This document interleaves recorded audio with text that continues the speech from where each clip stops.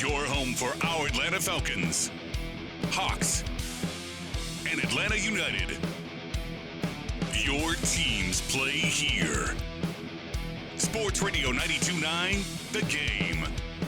Let's talk Falcons, Jags, Sunday morning. And by the way, I expect us to come home 3-1. I just do. All right? I expect us to come home 3-1. Are you going to bet the Falcons? I'm not betting it. Let's talk to JP Shadrick behind enemy lines. JP, man, thank you for joining us. I know you had to adjust your schedule as we did. Yeah. Tell us what happened.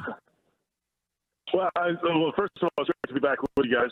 And second of all, it's a big talk for not throwing anything out there with it. So, hey, whatever. It's up to you.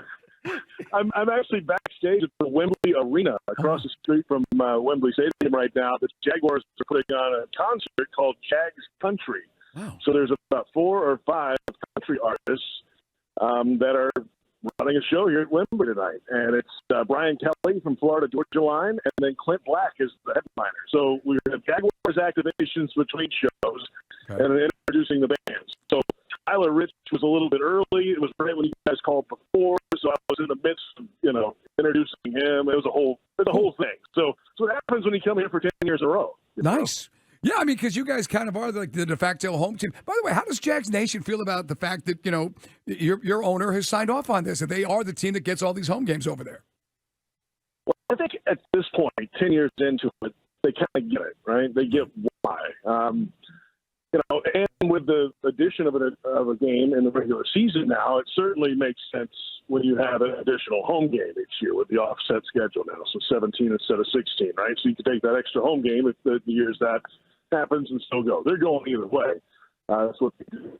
So I think at this point they kind of understand it. This is a test right now because the Jaguars play back-to-back games this year. The first team ever to play back-to-back weeks in London. So This week is the home game at Wembley. The Jaguars have their own deal with Wembley Stadium to play a home game a year.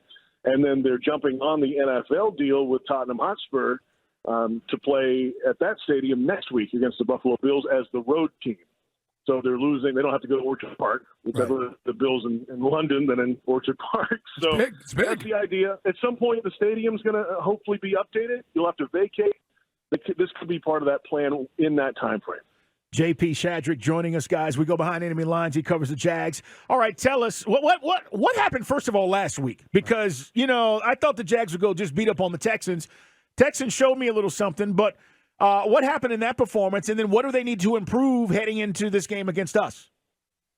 How much time do you have? Because it was a long day at the office. Every phase of the football team struggled. The offensive line didn't play well, especially the interior. That offensive line the last couple of weeks have been pushed around a little bit. Those guys need to play a little bit better. The defense had issues rushing the passer. Really the last couple of weeks, but certainly this week, C.J. Stroud was not a running quarterback. That's not what he does. He was standing back there and patting the ball, and he had been hit 19 times in 2 games, and they only hit him 4 times in the whole game. So that was part of it. And then special teams. It was a missed field goal. There was a blocked field goal, and then they allowed an 85-yard kickoff return for a touchdown by a fullback. That is a bad, bad day for anybody covering special teams. So they've got to figure that part out first. I think that's priority number 1. You start having special teams gaffes like that, you're in real trouble. A quarterback needs to play a little better, but again, that pressure in the middle affects him some. Let's see if they can maybe, it's tough this week. It's a veteran group up front for the Falcons. So it starts there, in my opinion. The trenches, pass rush on defense, though the Falcons are a huge passing team.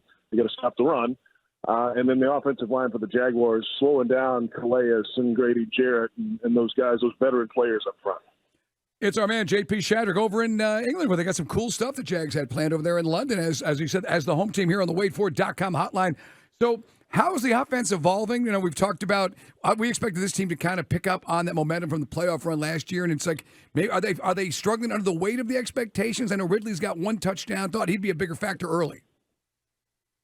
Yeah, and I heard him talk today back in Jacksonville. I listened to it when it happened earlier today. And they asked him, what do you think? It's your old team? He's like, it's just another game, except it's really not. Like, I'm kind of into it, But he gets it, and he struggled last week. And then he dropped a touchdown on the first possession and then had a false start after that, and then had another drop and then a false start after that. So you have false starts as a wide receiver. I mean, that means you're in your own head a little bit, though he would never claim that. It just felt that way looking on the outside in. He's a big piece of this offense. Doug Peterson said, he's talking to him during the game. He's got to kind of keep him, in the game, and that's fine. But he wants to do so much and be so great and do it right now. And it's a contract year. No, he won't say that either. That's what it is. So there's a lot of pressure on him. How does he handle it moving ahead? I think that's the big question. There's a lot of receivers here. Kirk's here, big year last year, Christian Kirk. Zay Jones is injured right now. And so they've got to figure out a consistent passing game. And down the field has not been in play really a lot because of the offensive line issues. So that's where they are right now. They can have the ball. ETN's good. Right. I think Bixby, who's had moments early, that's where they are as an offense. What about the defense? I mean, tell me the strength of the defense. I love the players. Like, I'm looking at the roster, and we were talking about this on my podcast. Like, the Jacksonville roster is really good on that side of the football, but what's the deal there on the defensive side? Well, the deal is everybody's back, and that's very rare in the NFL to have literally every starter back. There's one injured right now. Everybody was back to start the year. So that's pretty amazing, all right? So they didn't play – let's say last year they were 2 big plays per game away from being a top 10 rated defense. So about 30 yards per game, they would have been in the top 10. They ended up like 24th or 25th. They missed a bunch of sacks last year. They couldn't fit it. They're pretty good at pressure, especially late in the year. But they couldn't just get to the quarterback. They were great in takeaways, though, oddly enough. So they were a true bend but don't break defense. And that kind of feels like the case again this year. They have not really been able to get home. Anthony Richardson's a rushing quarterback. They had him week 1, mainly a runner. Like he does a lot of that, or at least did in that game. And then we know what Patrick Mahomes can do with his mobility and down the field and such too. So that's part of the issue. But then again, there's a lot of draft equity and free agent equity on this defense, and they have not been able to do that. That's a huge question mark. Josh Allen, contract year. Trayvon Walker, Georgia guy, second year. He's got to get better at it. Right. The interior guys, free agent guys they brought in the last couple of years, they need to push that impact in the interior. They haven't done a lot of that. On the back end, they've got some veteran players that they think they're improving some. They've got to be able to take the ball away at key times. To do that effectively by getting to the quarterback, and this is a little inconsistent, let's say, early in the season. It is our man, J.P. Shadrick. He's over there in London. He's a senior team reporter for the Jaguars. Been doing that for a long time, and he's having a blast over there. I guess just from our side, looking at what you guys are doing, we're struggling. We're doing a good job in pass defense, but we're not doing a great job stopping the run. So I guess if you're a Jags fan, might be something to watch. Maybe ETN may have a big day against us on Sunday morning. It feels that way, and that's a pretty good way to get the offensive line rolling, right? I mean, if they can get a little rhythm and run the ball and start pushing guys off the line, and then you hand it to ETN, you get the second back Bigsby involved somehow in that, then all of a sudden you start bringing in an extra guy in the box, and that's when you can start taking those shots. So they haven't really been able to do that. ETN ran pretty well last week. They didn't have a 3-and-out in the first half of that game. Wow. So they were moving the ball. They just shoot themselves in the foot with a drop or a penalty or whatever. So play cleaner football. Don't hurt yourself with dumb penalties. Run the ball and then play off that. I think that's what this Jags team needs to do. And there is time to do it.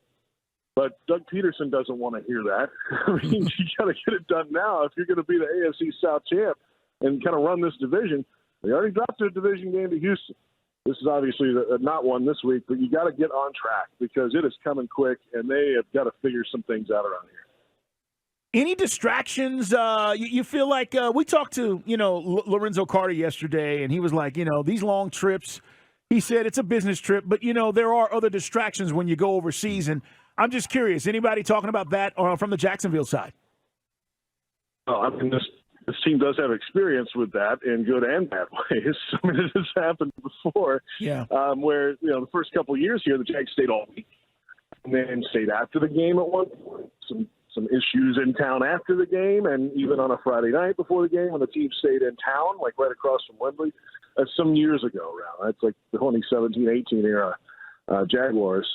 So this year, they're staying out in the countryside, which, I mean, there's trains out to the first place. That's fine, but you're in so late. The team arrives Friday, and the second week they're at even a further place out. So in theory, that shouldn't be in play as much. It always is. I mean, it's London. You have players have days off, and they can get wherever they need to go. And I think in general, though, this team is focused on what they need to do, and they have a lot of other things to work out right now. And you never know. I mean, that's part of the deal when you come over here. It's just if you're a mature football team, you can handle a trip anywhere in the world, and you can probably win. Winning football travels, and if you can't, you won't. And if you don't, then you're going to get in some trouble. But I think so far the mindset is pretty good around this Jaguars team, even with a 1-2 start. Wrapping up with JP Shadrick. Jags are 4-5 all time, by the way, in London. They're home away from home. So to review, clean up the dumb mistakes, just maximize the talent, and don't wilt under the pressure of the expectations, basically, if you're Jacksonville. How's that sound? Yeah, that sums it up. I mean, that's about the Cliff Notes version. That's fine. Yeah, I mean, that's what it is. Expectations are high. But you got to remember, this team never had them last year. Mm-hmm. They were so far back in the division with like a month and a half to go. They were 4 games out. There was no chance. Right. Like there was no way they were going to win. And everybody was new. Doug was new, the head coach. All these free agent receivers were new. I mean, there was no expectation. Now they're the darlings, and everybody's picking them to win the AFC and be the number 1 seed and run away with the division. And they haven't been able to really put that together yet. They should. It takes a little time. It's a different mindset around here. Right. Great stuff. JP, man, enjoy your time over there. Enjoy the game, and thank you for joining us, man. We appreciate it. Always a pleasure, guys. I'll have the game on Westwood 1, by the way, on Sunday. Okay. And then Jaguars pregame, Westwood 1 calling the game. I mean, it's like nonstop stuff. Country music tonight. It never ends. Nice. It's great. Have a great time over there, brother. Thanks again. See you guys. Thank you. Cool. Yeah, we can't cheat on Wes and Arch, but if you are a Jaguar fan living here, you do have that option.